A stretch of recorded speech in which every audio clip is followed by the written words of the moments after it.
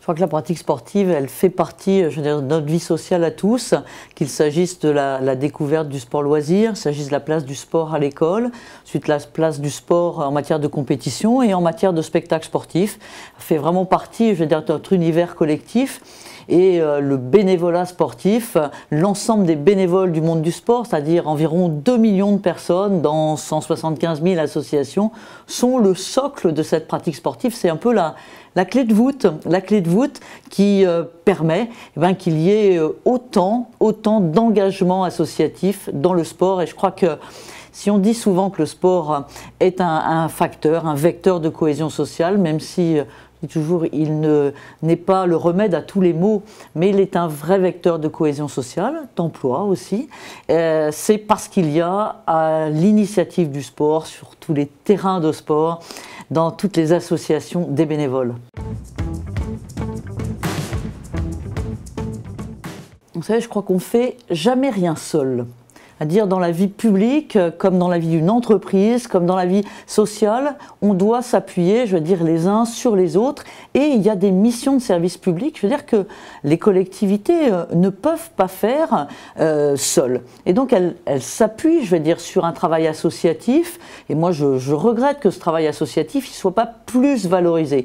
Parce qu'aujourd'hui, on voit que dans la vie associative française, il y a un désengagement de l'État qui est assez important, puisqu'on a dans les crédits, moi je suis parlementaire, et donc dans les crédits jeunesse vie associative, on a perdu 37% de moyens en 4 ans. Encore cette année, sur le budget 2012, on a perdu 11% de moyens, c'est-à-dire déjà un retour pour l'ensemble des bénévoles qui s'engagent, qui est finalement on n'est pas à vos côtés. On n'est pas à vos côtés, ça c'est le premier message.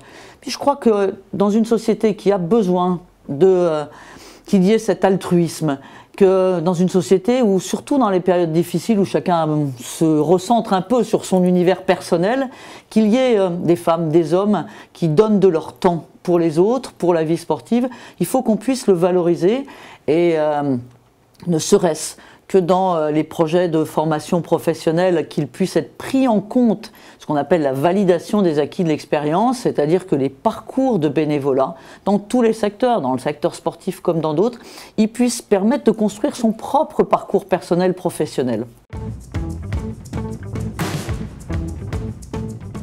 En tout cas, on n'avance pas. Et c'est ça mon principal regret. Je pense qu'on peut avoir aujourd'hui une démarche beaucoup plus de soutien, plus de leur faciliter la vie. On multiplie, je veux dire, des dossiers administratifs. On leur demande, je veux dire, d'être toujours plus présents pour à la fois souvent accueillir des enfants dans les clubs, mais également régler les problèmes de licence, de certificats médicaux, de faire des déplacements. Je veux dire, tout ça, c'est vraiment à la fois le socle du sport et on en a besoin, mais si on en a tant besoin, il faut leur rendre cette générosité. Moi, je pense que sur le plan du lien entre le bénévole et le professionnel, la première chose, c'est de reconnaître le parcours du bénévole dans son parcours professionnel. C'est-à-dire que c'est pas...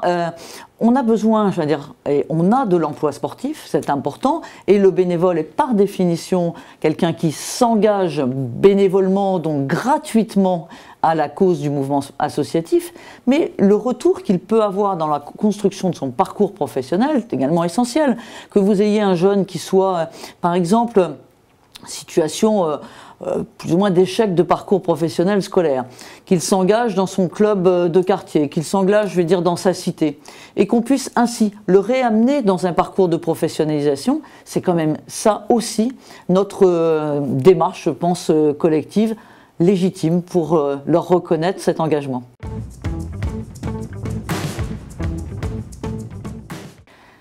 D'abord qu'il faut toujours continuer à faciliter, permettre, je veux dire, à ce qu'il y ait des engagements de fondation pour pouvoir soutenir, je veux dire, l'ensemble du mouvement associatif. Il y a aussi, pour nous, socialistes, une chasse aux niches fiscales.